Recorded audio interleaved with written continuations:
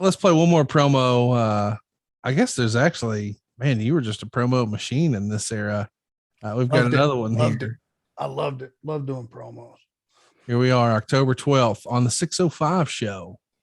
Let's see what Arn's got to say.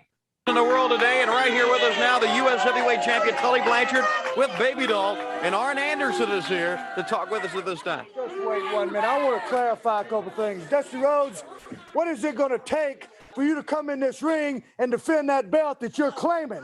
Now, do I have to insult your kids? What do I have to do? Last week, we were supposed to wrestle right here in front of 1 billion people, and what happened? You didn't show up.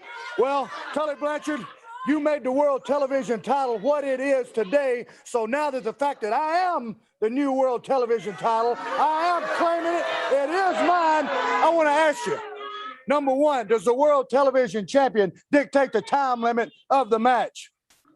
Arn, that's most surely the way it is. A champion always has that power. Okay. Number two, does he or does he not say who he will defend it against? The champion has all those powers, Arn, plus the time limit. He gets to choose how long the television title will be at stake. Okay. The only thing, if it's my understanding, that he doesn't have power over is he's got to defend it every 30 days. Is that correct? Oh, that's right. That's National Wrestling. That's okay. National Wrestling Alliance. Okay, Tully. Like I said, you made it what it is today, so you should know the last time Dusty Rhodes defended that title was September the 19th in Baltimore, Maryland. So, Dusty Rhodes, from henceforth, the fact that you have no guts, no backbone, let me take a look. Yeah, I am your new world television champion, whether you like it or not. Thank you very much, Tully. I go for you, Arn. Opinion. Tully Blanchard, Baby Doll, Arn Anderson. Dude, how great is that? It's good stuff. Well, Tully being calm and almost stating facts, was just fuel on the fire. It's such a preposterous thought that you can just take a champion, go attack him, take the title from him, and defend it every week. It's preposterous, but it absolutely worked, and it really did. And it put a new slant on that world television title, I think, and Tully had up until that point, man. He had gotten that championship red hot, and I just walked in and kept fanning the flames. You're going to fan the flames with a little promo with you and Flair and a squash match for yourself on that very same edition of 605. It's on the 12th. Let's take a listen to you. Back on World Arn. Championship Wrestling, here's the World Heavyweight Champion. It's your boy, Ric Flair. Rick, as an announcer on World Championship Wrestling, as an employee of Jim Crockett Promotions, I've got to ask you, why, with a man who has done it all, do what he did to the American Dream, Dusty Rhodes, why would something like that happen? Well, let me just turn things around and ask you a question. What makes you think that I got to tolerate a guy that makes $1,000 a week when I make $500,000 a year just wrestling? So when you think you can put yourself in a position, wait a minute, Rick, that has nothing to do with it. Why did you go and hurt Dusty? He came in there to help you against the Russians, right? Didn't he save you? The three of those guys are beating up on you. He comes in the ring and tries to help you. And what do? You turn around and bust his ankle up.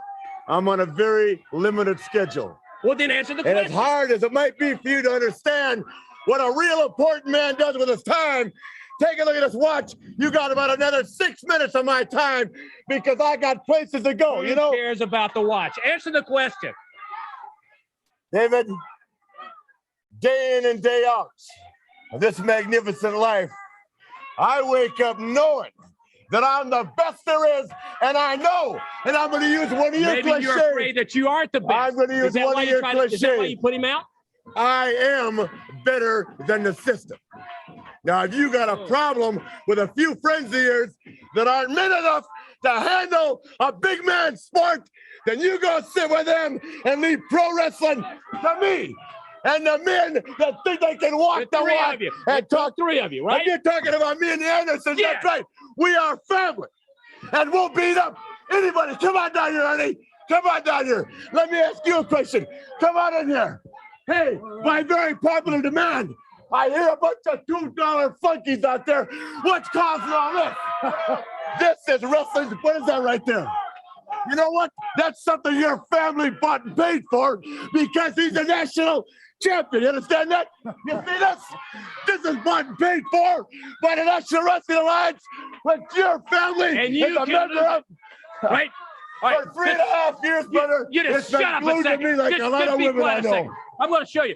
All right, we had Dusty's doctor. Dr. Joseph Aswanick, Charlotte, North Carolina. We talked to him about the nature of the injury to Dusty Rhodes. I think we all like to look at it right here. I'm here at the Metrolina Orthopedic and Sports Medicine Clinic. We're here with Dr. Aswanick to talk about Dusty Rhodes and his injury. All the fans would like to know the extent of his injury. Third-degree ankle sprains are severe injuries of the soft tissue about the ankle. Often, soft tissue injury will swell as much as a small break or a small fracture.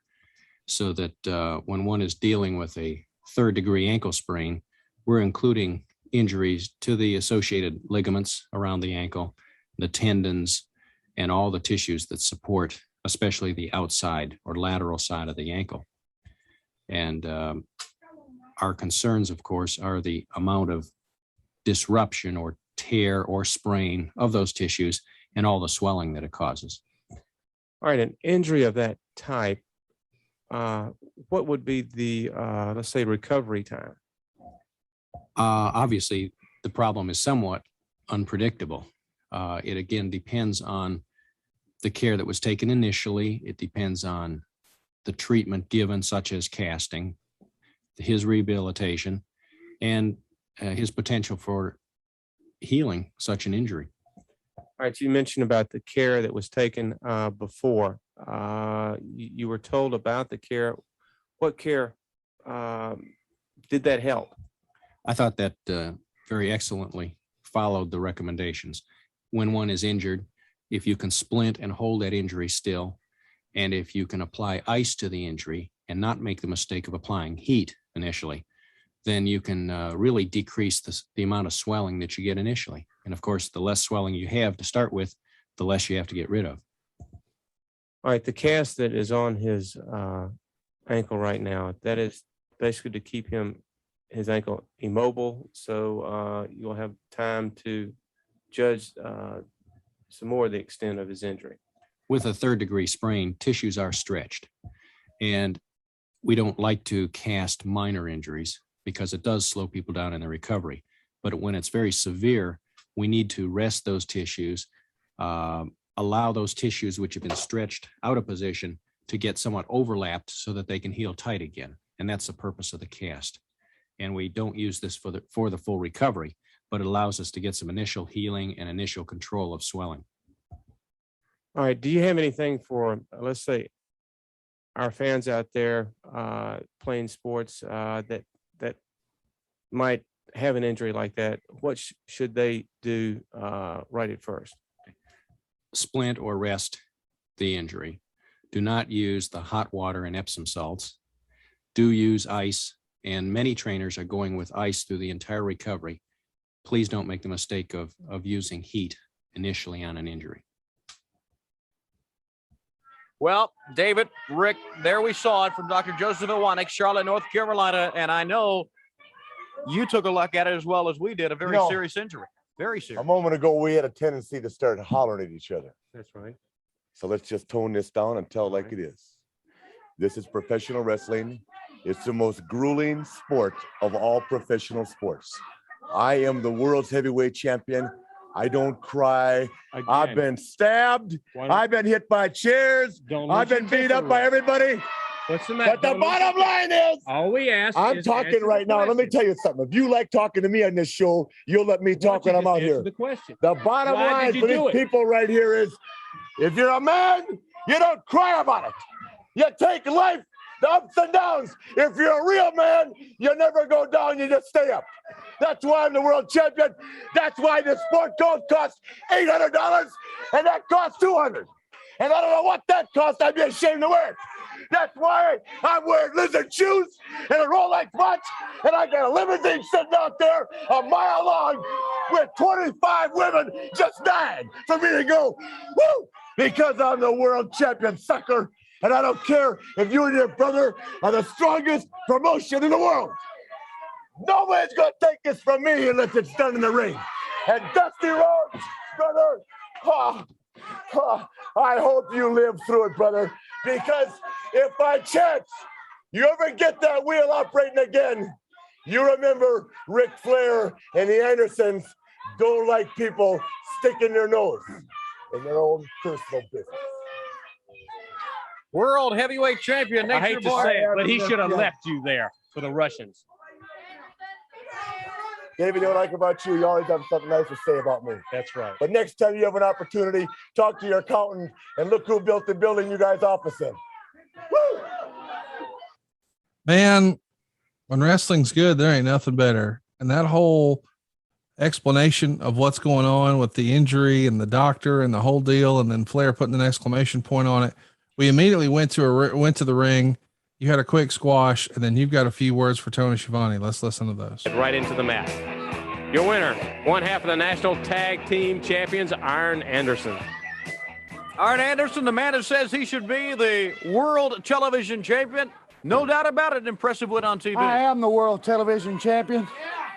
Only reason I don't have the belt is because Dusty Rhodes has got it home hid in his closet along with himself.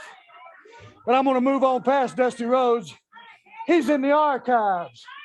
As you know, Tony Schiavone, David Crockett, I run with the world heavyweight champion, Ric Flair, Tully Blanchard, and Ole Anderson. That's an elite group in all the world.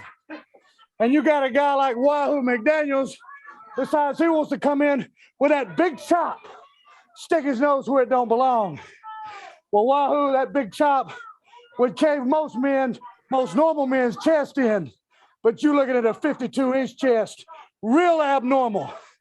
So let me ask you something, Wahoo.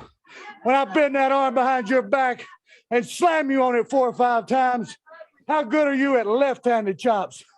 Tony Schiavone, take a good look. You're looking at the mecca of manhood. I am the world television champion henceforth, and that's one example of how I'm going to defend it. Arn Anderson, we'll be back right after this. What do you say, Arn? Should we get some Mecca of Manhood t-shirts going? Well said. Well said. Well said. I couldn't have said it better myself. Dude. Yeah. I just love talking about myself in those days. I thought I was a big deal. I was a big deal. Turns out you are. But you know what? As I watch this show unravel today and the layers and all the things that are starting to build, that one little hint, and I didn't know it then, I was by grouping Tully and Rick and Ole and myself, just talking about it. I think there might've been some seeds forming that I didn't even know were forming at the time. It's pretty remarkable when you think about all the different layers like you're talking about, not only with the whole Russian component, but now with the belts. I mean, you personally helped put Dusty on the shelf and claim his belt. And then Flair just casually mentions, nobody's taking this from me, which of course means that when Dusty can return, he's going to challenge for it. And Starrcade is set. Really, really fun stuff. You keep the train on the track. October 18th, Richmond, Virginia. You're at the Coliseum. Magnum TA is going to be defeating Tully Blanchard by DQ. It's a steel cage match, but all of a sudden you interfere. And at some point, Dusty enters the cage after the referee's been knocked down and counts Blanchard down for 3. Of course, that doesn't make it official, but the fans in the arena thought, wow, that means Magnum's the U.S. champ. Of course, that did not happen. But the next day, it is official. It's now been 30 days since Dusty has defended his television championship. So the NWA would strip Dusty of the NWA television title on October 19th, 1985, 30 days after he defended it, just like you said on TV. It's almost like you're a damn soothsayer here, Arn. You predicted this. You called your shot. Well, it's important to keep up with, rules and regulations, and you got to have them even in professional wrestling. If you don't have some rules and regulations, it's just going to be grown up, pitch up and smear. And that's not going to work. So, you got to keep in mind, okay, how can I play the system to my favor? And that's one way to do it.